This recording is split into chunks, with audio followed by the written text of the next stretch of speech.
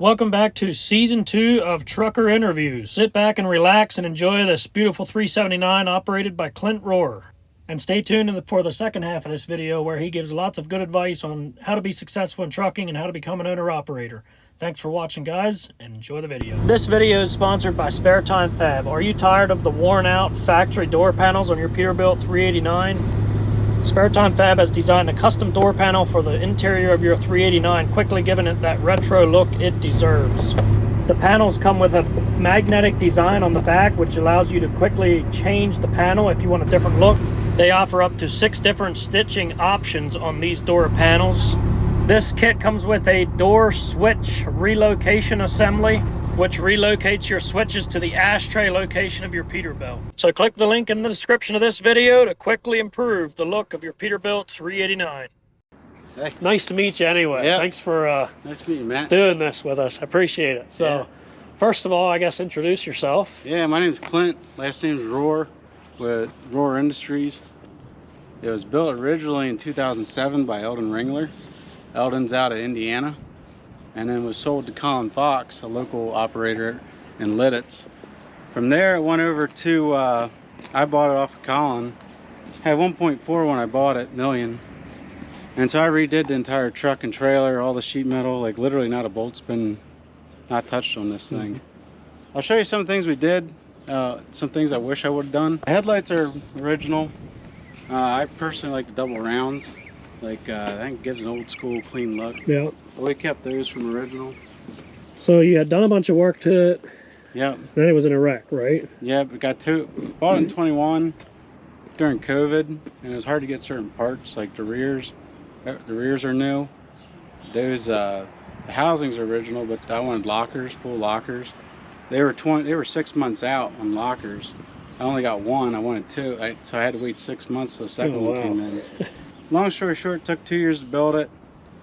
Broke in the engine, like redid the whole drive line, like everything was done. Then we got hit by someone in Jersey, and they drove up oncoming traffic and just plowed into it. Long story short, rebuilt it again, because at that point the cab bunk hood were all hit. It got hit right about here.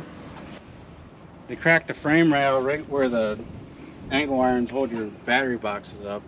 So that actually cracked the frame rail from that accident. So we had to redo it again in 2022. Going down through it, it's a 07. Has a lot of 389 looks to it because that's the conversion year, like the year they were converting. Like the dash looks like a 389.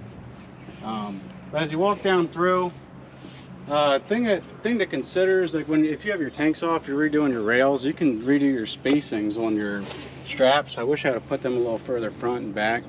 Those are all little things that when you're drilling the holes in the rails, just a lot of little details that you have to go through. Going around the side, something we ran into is, so this is legendary black Peterbilt. This is a Ford color, and this is a Toyota color. When it's in the sun, it really pops. When the sun's off, it really fades away. But as you come around these lines, something you don't think of, these lines, if we would have just carried them through, they would have went over and down, would have looked goofy. So we painted these black, like we had all these off. Ideally, we would have painted these black when they were off, but to keep the lines from going up and down over the shocks. So we painted these maroon to tie back down in the rail, trying to give it an even look. Yeah. You couldn't put a box on it because we did 4 lights down low. They used to be up top. Put them down low just to give it a clean look. All the trailer, we'll show you that, has the same. The Piranha lights carry through the whole truck. If you want to make a truck look nice, keep it consistent. Yeah. If you put 7 different lights on it, it just messes up the theme. There's only about 3 lights on this thing. I agree with that. You know? So that keeps it clean. I'll show you up front what we did on the bumper. What about the windows here? I like the windows. Oh yeah, they were made by Jim. I think it's Jim's Metalworking. That's what you call the diamond window, right? A local shop makes them. Trucker's Paper Trail, her husband. Oh, Marilyn okay. Groff's husband makes them. And yeah, they did a real good job. You can get them in. Looks really nice. Those are tinted to match the black. But on the back of the bumper here, we put Piranha lights down low. They're lifetime warranty, and that's the only light that I know will take that level of abuse. because it takes a lot of debris coming off that front tire, and I've never had one give up on me. We have 2 trucks set up like that. Well, that's pretty good, because even these here, I mean, I have these and they take a real beating. They're one of the only lights I've ever had stay on the front. I went through 7 different lights trying to find one that stay on. I wish I knew the manufacturer. I don't. Otherwise, I'd recommend them. When you redid this truck, yeah, who did all the work to it? So the truck, all the sheet metal, the paint was done by Deems. Okay, Deem Services. Yeah. Yep. And then all the mechanical, like Jerry Martin built the engine. Earl R. Martin did all the installs, so all the all the nuts and bolts come together, like all the cross members, drilling the holes and all the frame rails. The trailer was painted by Merv's Painting. Okay. They're out of Lidditz area. Yeah, they did a really good job. The red changes when the red's in the sun, like up here. It has a real heavy metallic. It's actually a Ford color. And then this is a Toyota color, like a Toyota or a Lexus. And then the black is a legendary Peterbilt black. So that has glass flake in it. The rest is just a standard metallic paint. Paint colors are really hard. Like if someone's doing a rig, I've literally held samples up. I'd be in the parking lot and ran like Walmart, and I'd be like, yeah, nah, not that one. You know, I'd change out this one. Yeah. Paint colors are one of the hardest things you'll run into if you're custom painting a truck. It's actually hard to figure out if things will tie together. Yeah. Now this because yeah, this paint white scheme is beautiful. This white is actually different than the trailer white. Okay. The white on the trailer is a factory Great Dane. The white on the truck's Toyota color. It was $11,000 to paint the walls on the trailer to match. Okay. And so I was like, well, they're so close. Yeah. Why spend 11? Right. Yeah, that's a lot of money. Just. Yeah. I mean, it looks good going down the road. So. Yeah, and they're 22.5s, Michelin's. Michelin quit making 24.5 low pros. That's what I heard. During COVID, and you still, that I know of, you can't get them today. I just called about them the other day. Yeah. They're also hard to find. If you blow a 24.5 going down the road, you'll run into issues with drives. They don't carry the drives in 24.5. But if you're at a tire shop and you got 24.5 low pros, ask them to put a steer on your drives. Because a steer is a well-built tire. They're better built than a traditional tire like plies and all that. And so you can run it. You just won't have as much traction, but it'll keep you going if you're ever on the road and blow a 24.5 drive or a trailer. Usually they carry the trailer. Yeah. But the drives can be really hard to find in 24.5. So if you ever, my brother and I were on the West Coast and we blew a drive, and that's what we did. We ended up putting a steer tire on the drive to keep going. Yeah. So it's got Jimmy's 4-bag system. Jimmy Farrell makes a 4-bag air system. Rides really nice. Peterbilt makes a 4-bag air system. The disadvantage of Peterbilt and the advantage of Farrell is you can dump it and overinflate. So if I'm in a really tight warehouse where the driveway is really peaked, you can tap your tanks and scrape your tanks. Yeah. You can overinflate the front axle just so you can get by, because some of the warehouses get really tight. The engine was built by Jerry Martin, and it has about 100,000 miles on it with very, very little oil leaks. So I'd highly recommend Jerry if you're doing an engine build.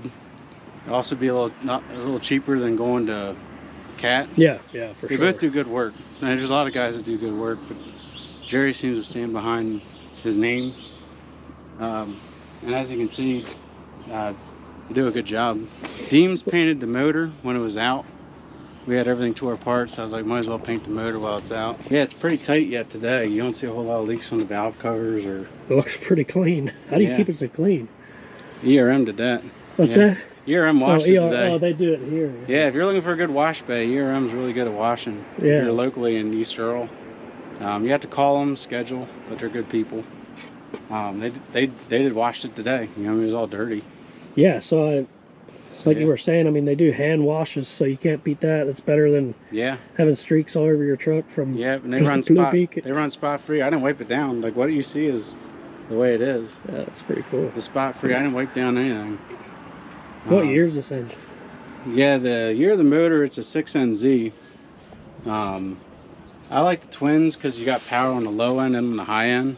Singles sound nice, like for the turbo. Yeah. But twins is hard to beat. So we went to a compound kept it compound. So you got an older engine in there. That's nice. Yep, yep. Because it's about reliability. Like when you're on, we do LTL.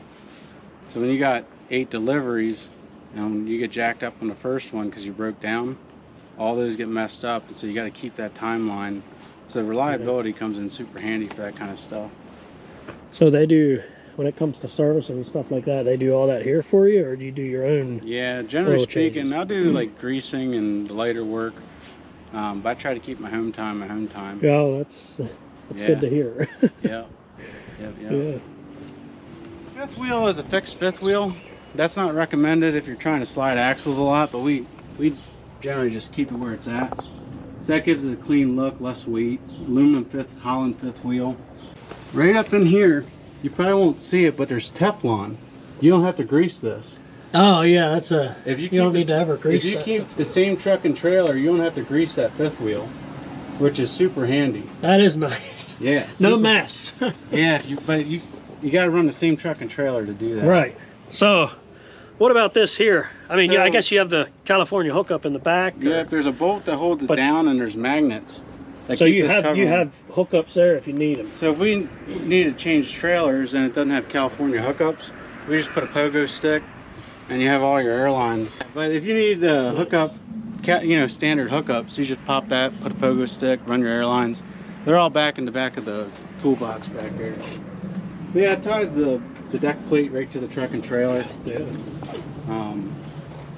As you go back, it's got half fenders, which is nice if you need to chain up. If you have full fenders, chaining up can be a bear. If you gotta, do a lot of the West Coast. Yeah.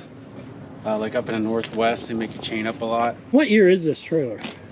Trailer is 24. 24. Yep. It's got probably 500 hours on it, maybe. Wow. California hookups. The other day, the bracket that holds that up broke, and so temporarily threw that up. That's something to think about. That's a lot of weight of airlines, and if those lines fall, it's only a matter of seconds before you're losing air. Yeah.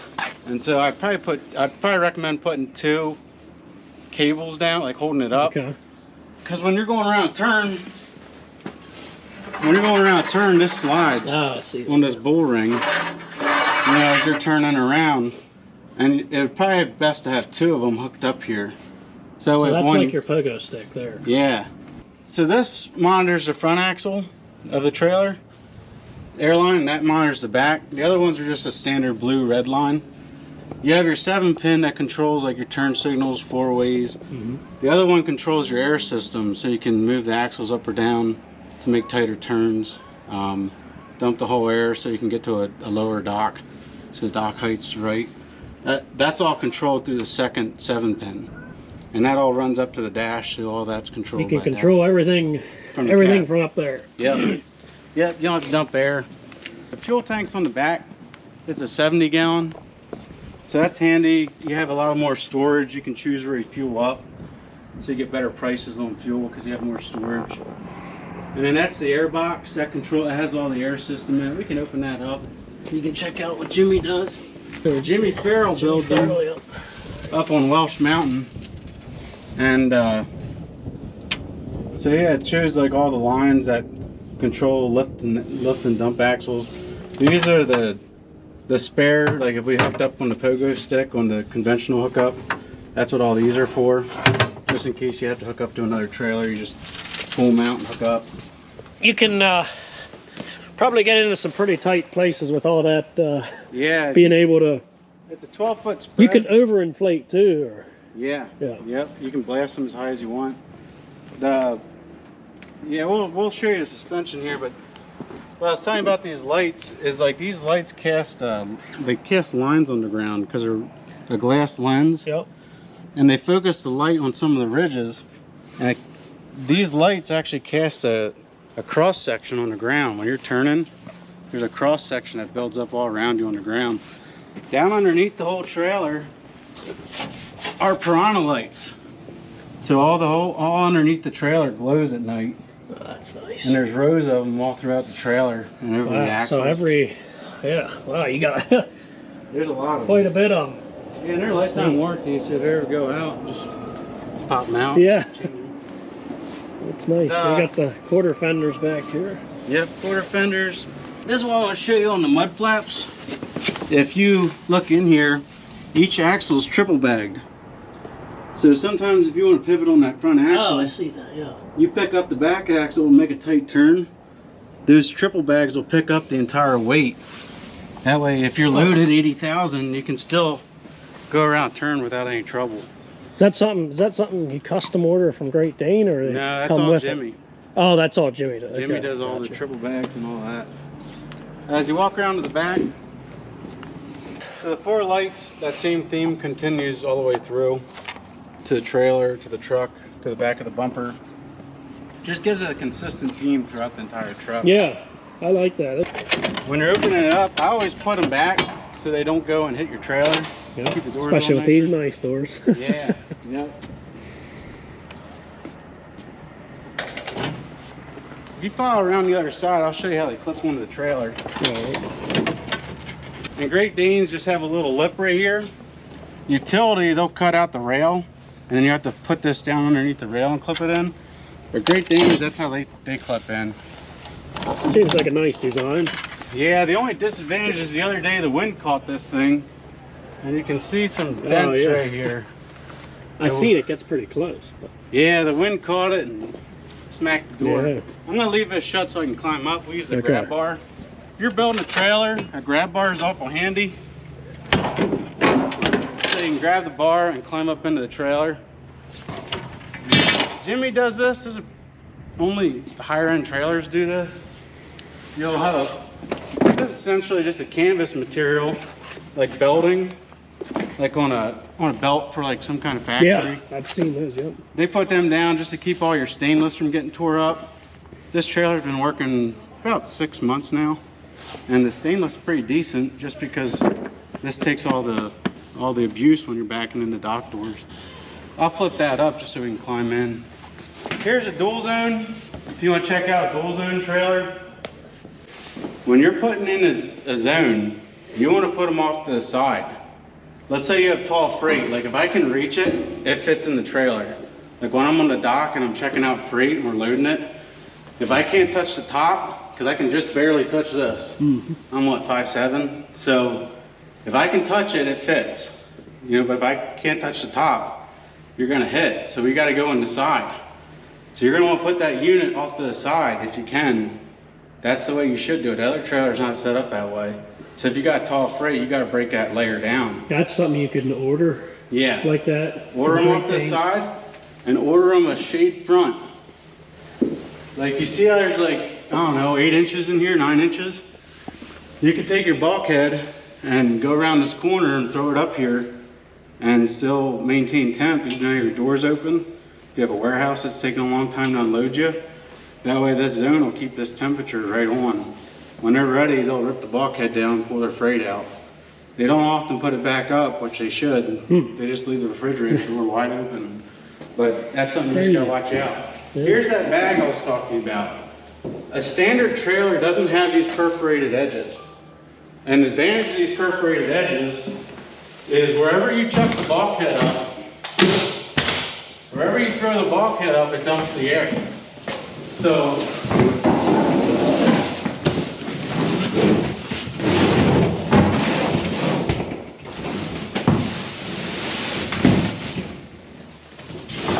now that we got that wall up, all your air gets cut off because you want these bags to be tight.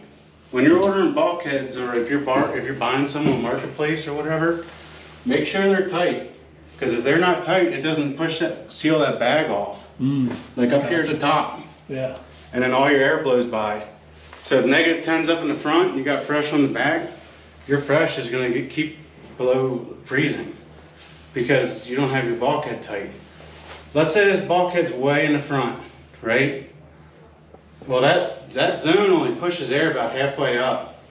So what we'll do is we'll pull these tabs. If it's a 100-degree day, you'll pull these tabs and your air will waterfall and kind of help keep this zone in the very front at temp because that air is having a hard time pushing all the way back. So that'll help waterfall some cold air up front, keep all your product at the right temp. These are you can order these when you're building bulkheads as an option. But what's really important is those perforated edges. If you run a standard bag, like they recently came out with these the last few years, they were all solids, like that canvas material would go all the way to the edges, and they would have pull tabs, these tabs that you would yank out. So you'd have to remember to pull a tab on the bulkhead because you just cut off all the air and it can't flow. And so you'd pull a tab up ahead of here, the first tab in front of the bulkhead, so all the air would dump there and then circulate. So you're circulating -10 wet like air the whole way up, because that front zone, I'll show you. Your air on a trailer comes out up top and runs the bag. Runs out through the bag, and then wherever you have the bulkhead, it usually dumps. And all your air comes back up through here. Goes underneath all the pallets and comes back up through here. So you got circulation through your whole trailer. And it's really important that if you have a standard bag that you pull tabs. So if you forget that, then you have a problem. If you forget, it still works. Yeah. But what happens is you don't have that airflow, kind of like the other one I showed you. You don't have that airflow, and your unit freezes up. Because it's essentially a big radiator. I think they call it a condenser or an evaporator. I always get them mixed up. But that cold air that freon goes through there, and your air blows through that radiator essentially, and blows your cold air through the whole trailer. And if you have the bulkhead up and you didn't pull a tab and you have a standard bag, your zone will defrost a lot more. You'll still probably hold temp, but your unit works a lot harder to keep the temp where it should be. If you watch a forklift, they make these things called tuggers. They stand on the back of them. They don't sit like a forklift. Oh yeah, I know what you're talking about. Yeah. It has really long forks. You can take 2 pallets out at the same time. And what them guys do is they run in here. If you have cheap skid plates, if they're short, what they do is they come in with the pallet, they have it real high in the air, and they scrape right here and it peels this canvas from your skid plate, and it peels this right open and separates it.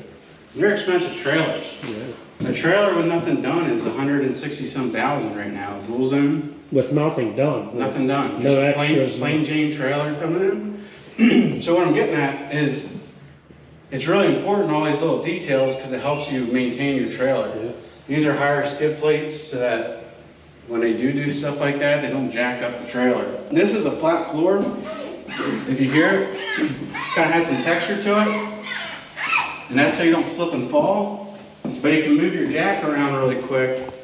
A traditional floor has it looks like this. It goes up and down like a castle. And it can be a little harder to move pallets around. A flat floor is stronger. It can take more weight. If you're putting a lot of like cheese or butter, your floor won't wear out as quick. It won't crack out. This is a good option. It's also easier to clean, like power washing it out. It's probably easier for a floor jack too, or? Yeah. Yep. It's easier to get your jack moving around. Yeah. Another thing is when you got something real heavy like cheese or butter. I mean, them pallets can be up to 2,500 pounds. If you have a tote, they can be up to 3,000 pounds. They're real heavy. And so your jack, you're gonna want to be, if you're loading the trailer, you're gonna want that trailer down, the front downhill, so that it just helps you gravity. Okay. Because if you're going uphill, be pretty heavy. I like to say it'll make a man out of you, but it'll make an old man out of you just quick. So when you're loading a trailer or unloading a trailer, just especially heavy pallets, that comes in handy. You can get electric jacks that are electric assist, which help you with that. Mm-hmm. If you're moving a lot of freight, like our local guys, like the guys are going to New Jersey and back to the dock, they'll have an electric jack, they'll pick stuff up with the electric jack and charge it when they're at the docks. And that's real handy if you're moving a lot of freight by hand. But if you're running over the road especially, it adds a lot of weight. And I don't know what it'd be, like 500 pounds. But when you're dealing with DOT, they're looking at that weight, and if your axle's up a little bit, that jack could be what did it. And interesting. So yeah, it comes in handy just as a manual jack. Yeah. A lot of the stuff I see here that you were explaining, I guess separates like a professional trucker versus somebody that just doesn't care about the little things and this is very niche. Like most trailers don't have bulkheads, load bars, pallet jacks. It's because of what we do. We're moving a lot of freight, and you really gotta, we call it babying the load. You really gotta pay attention because the freight claims get really expensive. And your LTL, right? So you're making a lot of different stuff. I run Wisconsin, so I'll have 7 or 8 deliveries going up to Wisconsin, like 5 in Chicago, and then the rest of the way up to Wisconsin. And just the jack and all the things just make you able to do your job a lot more efficient. And these lights, I should have flipped the switch. If you look at this light up top, it has a little circle in it. That's a motion sensor, and I can put the lights later. Yeah. So when you're walking through this trailer, I'll have a switch on in the dash, and all the lights will kick on as you're walking up through, and they'll shut off after so many seconds. So they're all motion sensored, yeah. Yeah, they're all motion sensored. Yeah, nice. But yeah, that's how a lot of trailers are built for LTL. Like if you're heavy in LTL, that's some things to consider, things guys do to make the job a little bit more efficient. Yeah.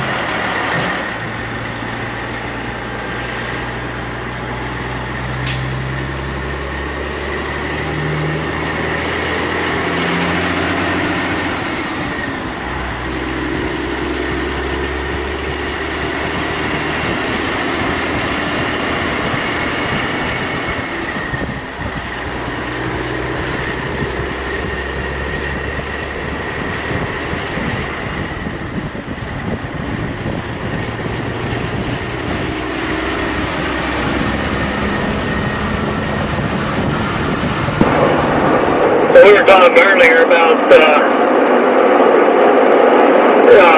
home time, you know, as a truck driver with a family. What do you have advice? What kind of advice you have for some of these guys, especially, you know, maybe younger guys with a family, how to balance that home time and being out on the road all the time?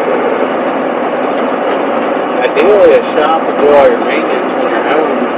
The trouble with that is that when you're first starting out, you got higher expenses. It just tightens up the cash flow. That's what would be ideal. But really, there's a thing called time blocking where, I'll give you an example. If you showed me your bank account and you showed me your calendar, I could tell you what you value pretty quick. Because you'll make time for what you value.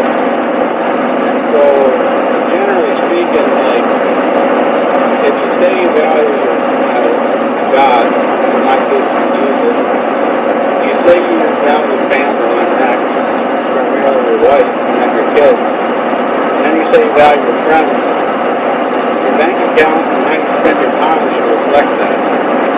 So you really need to block out time for the most important things. Otherwise, you can end up in a place you don't intend to be. And I think it's really important, whatever you value, that your bank account, your time, your efforts should all reflect that.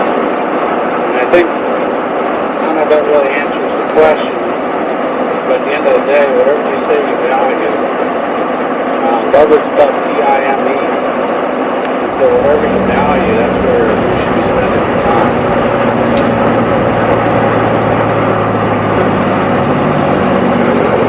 Yeah, that's a good word right there, for sure. Good advice.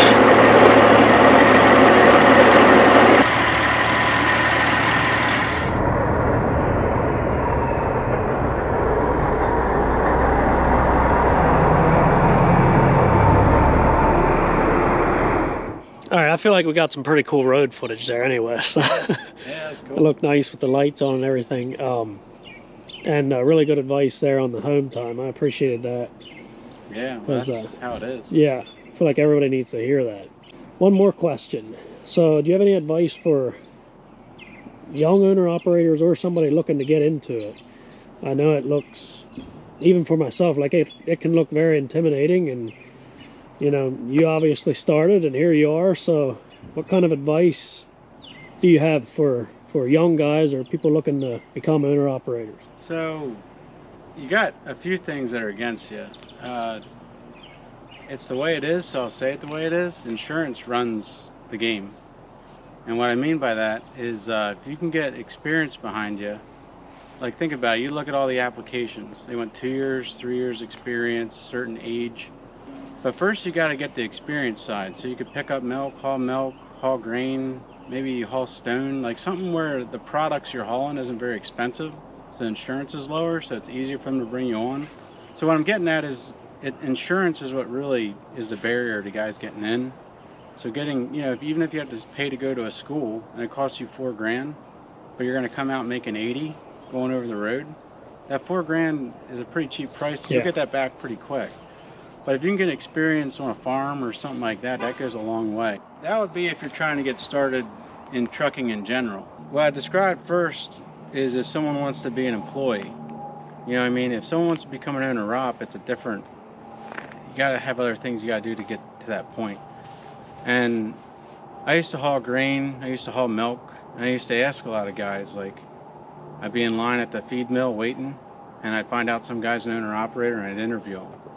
I just, hey, if you go back, would you do it again? What would you do different? You know what I mean? Some guys, a lot of guys said they want to do it again. And I tried to understand why, and I noticed a few things. One is that people get jammed up. They buy an old truck as their first truck because the cost is lower. You know, a new truck's $200,000, an old truck's $75,000, so they buy the old truck. It's got 1,000,000 miles on it. It's constantly breaking down. So therefore you lose all your freight, all your opportunity costs. You know what I mean? All your opportunities that you could have hauled that you would have made money on. Instead, that truck's in the shop. That's a major drawback. It gets very expensive and sinks a lot of guys because repair bills is serious. Then you have the tow bill, like all the expenses that go with it. Another problem, they don't leave reserves for those incidents. So they don't have an operating budget to cover all that. So then they get jammed up, and there comes the credit cards, there comes the getting out of it entirely, you know what I mean? Which is all very expensive. Another thing they did that I noticed is they would tend to, they would end up going into treating their truck like an ATM. So if they made X amount as an employee, when they became an owner-operator, they made more money, and they bought a nicer pickup, they bought a nicer house. They, just increase their expenditures, raise their standard of living. And then when the freight rate wasn't there, or the freight rates were down, they had elevated their expenses to now that they were, it was above it, their top line. But when it got slow, now they have a gap where they got to make up. That was another mistake. And so I'll transition into how I got started. All right, so if a guy's getting started as an owner-op, like what do you do? Do you buy the truck first? Do you line up the dispatching first? I would argue you should line up the dispatching first, because that is the main key. In 2020, 21, 22, the freight rates are really high because COVID, they paid a lot of people not to work, and so surprise, surprise, people didn't work. And there was a lot of loads out there and lack of drivers, which meant the rates were high. And so you could get away with running the load board. But now today, that's all, like there's a lot of guys losing money and they don't know it. And if you're trying to run the load board, that's dodgy. You need to get into a tight, good dispatch who has good customer relations, whether that's you. That's the most difficult. I would recommend finding a broker. I'll later explain who I work with and who I'd recommend.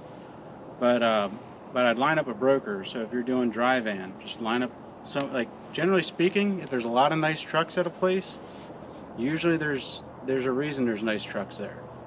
And so if you see nice trucks consistently at a place, there's a reason those trucks are nice. And I would hit up them kind of places. Anyone who's running at a high level, whatever your values are, like we were talking about earlier, you need to find people with the same values, because they won't lie to you. They won't double broker loads. And then once you know you have dispatch, find the right truck, because guys will buy an old truck and it's constantly breaking down and they can't keep going. So line up the right dispatch, and then you're going to have a whole bunch of legwork that you need to do ahead of time before you buy the truck. The first thing you probably should do is get an outfit that'll help you start an LLC. I'd recommend Truckers Paper Trail. They're out in New Holland. They will help you set up an LLC. So ABC Trucking LLC, and then they'll set up your MC number, your DOT number if you're going to be on your own authority. The easiest way is actually to lease on. So like, you might start your own trucking company name, but lease on is the easiest, because a company could have 100 trucks that are leased on, so their name's on the door, but you're getting that cheaper insurance because they have 100 trucks. Where if you're going on your own authority, you can do that too. It's a harder model to go. It's like if you become an owner operator, you can get leased on, which means that they take care of a little more of the paperwork, or you can go on your own authority, which means you can move your own loads. Like if Mac calls me up and they're like, hey, can you haul this load for me? And on my own authority, I can just move it. Long story short, the principle is you want to get your LLC started. You want to get your MC, DOT, all those numbers rolling. Then once you got that, it takes a couple weeks, comes back, go set up a bank account. ABC Trucking LLC. And your funds, you stock it, with savings or whatever, and you operate out of that budget. And I would recommend getting QuickBooks. It's pretty cheap. It's like, $35 a month. All your income, all your expenses are shown right there in QuickBooks. When you go to do your taxes, you don't have to go and add it all up. It's already done. It already is inputted. You see all those expenditures. You can see if you're growing. You want to see that bank account constantly growing. That's called cash flow. There's a book called Rich Dad, Poor Dad. Read that book. Cash flow is, you can make $1 million, but if your expenses is $1,000,001, you should have stayed at home. You had all that risk with the $1 million. So you should see your bank account slowly growing. And if you're not seeing that, you're going to go out of business before too long, because you have a burn rate. That is the lifeblood. Like if you go to the hospital and you're jacked up, you got a heartbeat, and then they lose the heartbeat. That's what cash flow is to a business. If you lose that heartbeat, you're done. And a lot of guys probably don't really realize it's happening a lot of the time. It's a slow fade. Yeah. And that's why you got to have that system like QuickBooks or whatever accounting system you want to use to monitor that cash flow. Because you'll watch it. You'll see your profit, your loss. You should see a gap there between your income and your expenses every month. But if you're seeing a negative trajectory, it's only a matter of time before you burn all your reserves and you're out. Yeah. And so lining up the brokerage like that you're going to run under, the company who's going to do your dispatching, make sure they're top shelf people. Talk to Marilyn Groff or Truckers Paper Trail. Get up set up with an LLC, MC number, DOT number. Find the right truck. Put that truck under that brokerage and start moving freight. And have your QuickBooks system, your accounting system, and your bank account all set up so you can watch it. You can watch that upward trajectory because that's what you want to see. Then once you're rolling, guys get into a jam on a few different things. One thing they'll do wrong is they'll treat the company like an ATM. So what the government does is for your first year. So let's say you start in December to January, right? Your first year. That is to set a baseline on your income. So if you make, let's just say easy numbers, $100,000, and your truck costs you $100,000, that one you bought that year. Legally, you're allowed to write that whole purchase off in 1 year. It all changes depending on each administration. But like, let's say the scenario is that you can write all that off in 1 year. You showed zero income. You pay zero taxes, yet you netted $100,000. Let's say now that you have a year setup going by, they'll do quarterlies. So let's say hypothetically you didn't write off that $100,000. You know, taxes on that, let's say it's 20,000.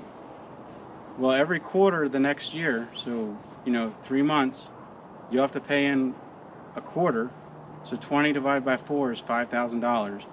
You paid to 20, and those $20,000 will never go to work for you again. The next quarter you pay in 5. The next quarter you pay in 5, 5, 5. And you got to file quarterlies every year after that. But if you're aggressive with depreciation on equipment, and the example that we started with, you have $100,000 and you had a $100,000 truck, they offset. If you can write all that off in 1 year, you pay zero taxes, which means that next quarter you pay zero taxes, next quarter you pay zero taxes, next quarter zero, all the way to the next year. Next year you got to file your taxes again, and you had made another $100,000. You had written off your truck, so there's no depreciation left. But you want to be in an industry. Let's say you want to be in the covered wagon. You want to haul covered wagon, or you want to haul reefer. You go out and buy a trailer for $100,000, and again, you write that all off in 1 year if it allows. Sometimes they make you extend it out, like in 3-year increments, right, or different. But if you can, in that example, if you can write it off again at $100,000, buy a $100,000 trailer, zero taxes. Yeah. And then you do it again. Otherwise, guys, that's all that dollars that you paid in the other example where you paid $20,000 your first year and then 5, 5, 5, 5, 5.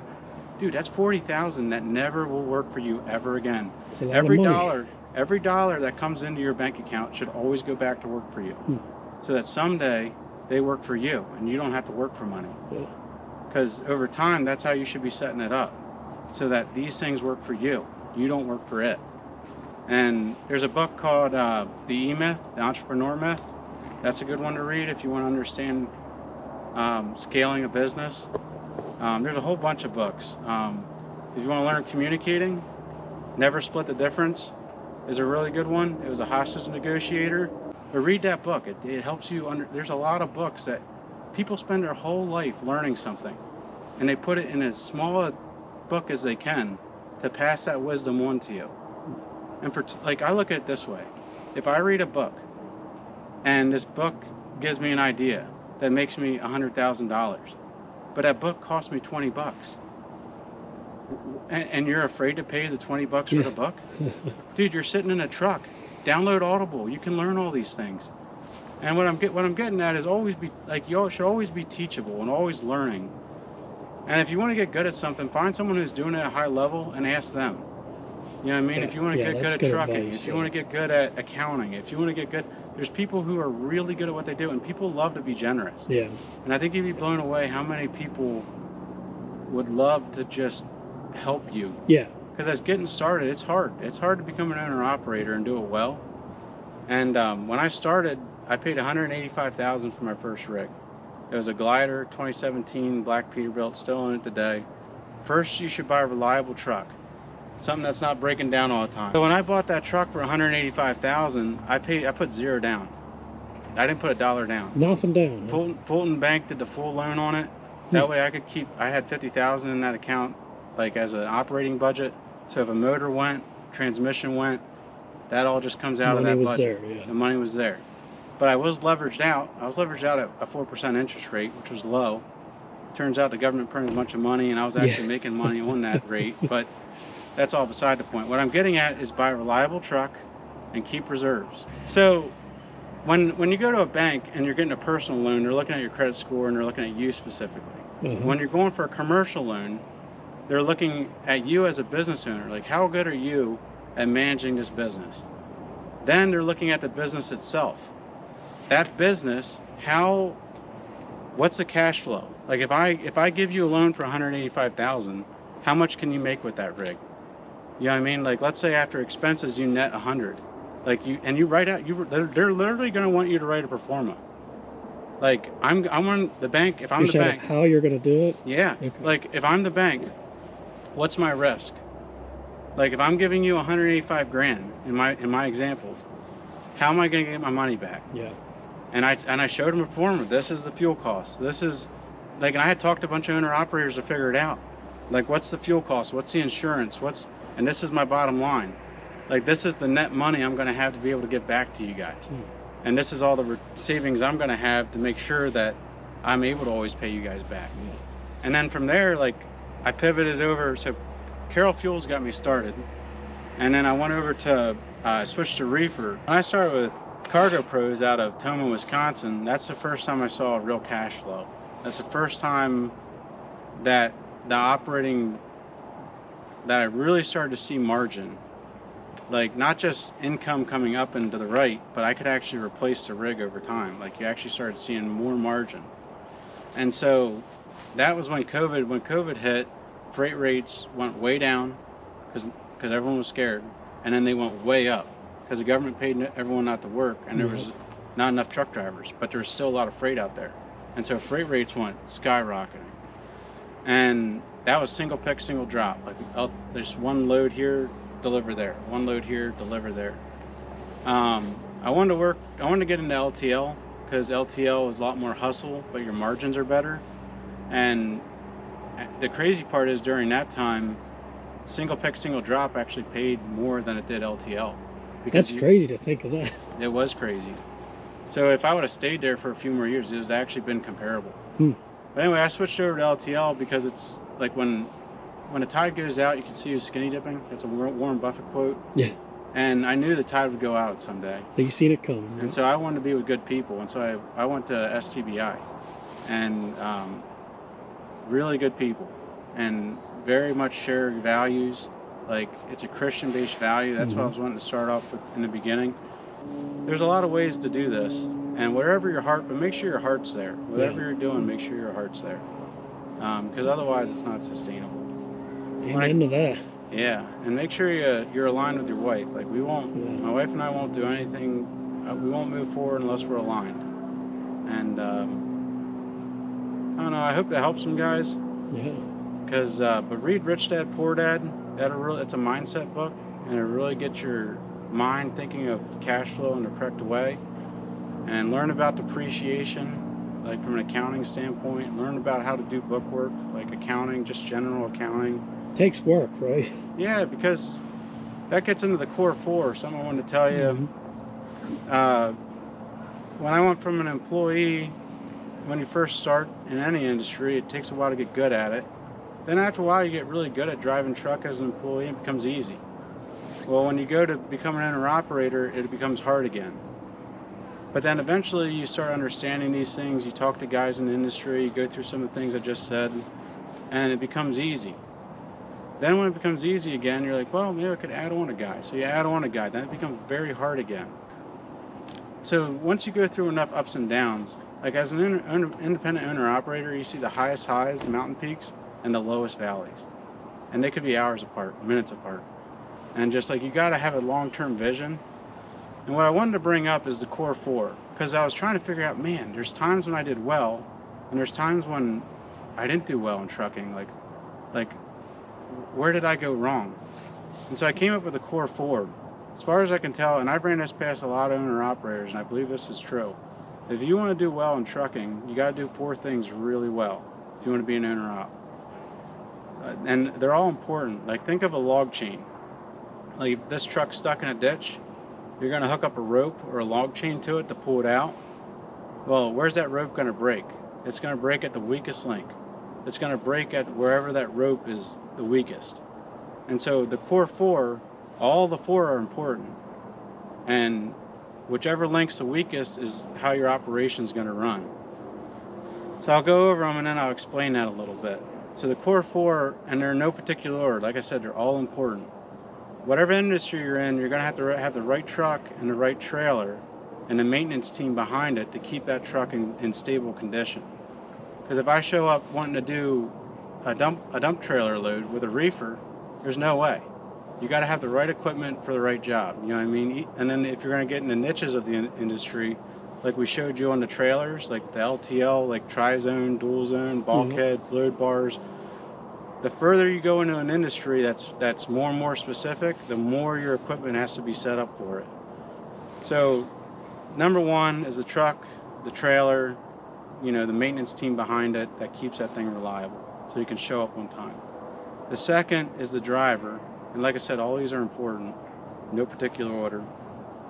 How experienced is that guy? If it's you and you're wanting to become an owner-operator, how experienced are you? You know what I mean? The Bible talks about the talents. And this is why I bring up the Bible, because people make fun of it, but it's actually, it's very important. How you are with little things is how you'll be with more things.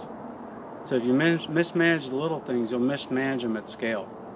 And so how you are with the little things is how you'll be with the larger things. So it's the talents in the Bible if you want to look it up. So the second is the driver. How good are you at driving? Like, are you having a lot of accidents? Is a lot of stuff getting tore up? Like, are you good at operating that equipment?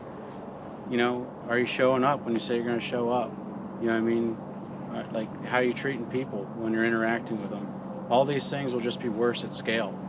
And so just if you're doing well as a driver, you might be ready to move up to an owner-operator position.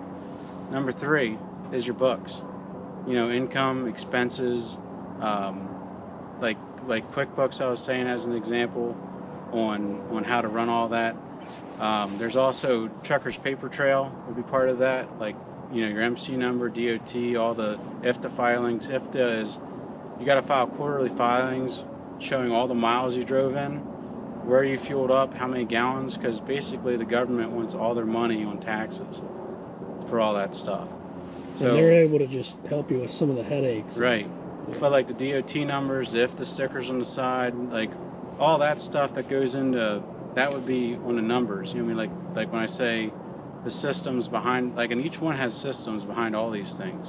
So just to recap, your equipment, you know, truck and trailer, how it's set up, the maintenance team behind it. You got your driver, you know, showing up on time, keeping your word, you know what I mean? Just you know, what a good driver is, you know, how you drive, like speed and all that stuff. You got your paperwork, which would be like all the systems, like QuickBooks in my case. Your income, expenses. You got Trucker's Paper Trail helping you take care of the legal behind the truck. You know, your logbook and all those records that you got to keep. Driver records and all this stuff that legally you have to have on hand. And then we kind of already covered the other one, which the 4th one, which is like dispatch. But there's dollar per mile. So what is your dollar per mile? What is your loaded miles? What is your empty miles? What is you know, your appointments? Like, how tight are they together? Are you sitting a lot? You know what I mean? Like, is an appointment booked for this day and then the next load's not scheduled behind it and you're sitting at a truck stop for X amount of hours? Like, all that stuff, that's all wasted time. And you're only making money when you're solving someone's problem. You know what I mean? You're hauling freight. And so having the right dispatch, whether that's you or somebody else, that needs to be done at a high level. Because as I was talking about earlier, I wanted to get into the examples of the log chain or the you know, the rope. I like the log chain because it's links. These are 4 links. Let's say you have a 10 dispatch. Let's say you're a 10 driver.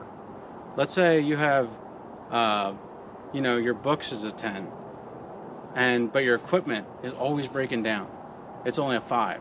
The whole thing's gonna run like a 5 because your truck's always breaking down. You can't get the work done. Let's say your truck's a 10. Let's say you're a 10 driver. Let's say your books is a 10, but dispatch is a 5 or a 6. Like, the whole thing's gonna run like a 6 because they're not booking loads tight back to back. They're not doing a good dollar per mile. They're not keeping you loaded and rolling. They're not keeping the schedule tight. So guys, all of them are 10, like whatever operation you want to run, all those need to be at that level. So if you want the whole thing to be average, like a 7, everyone's got to be a 7, the whole thing. If you want a 10, which is really hard to do, everybody's got to be a 10. Dispatch, your books, your equipment, you as a driver, they all got to be 10s.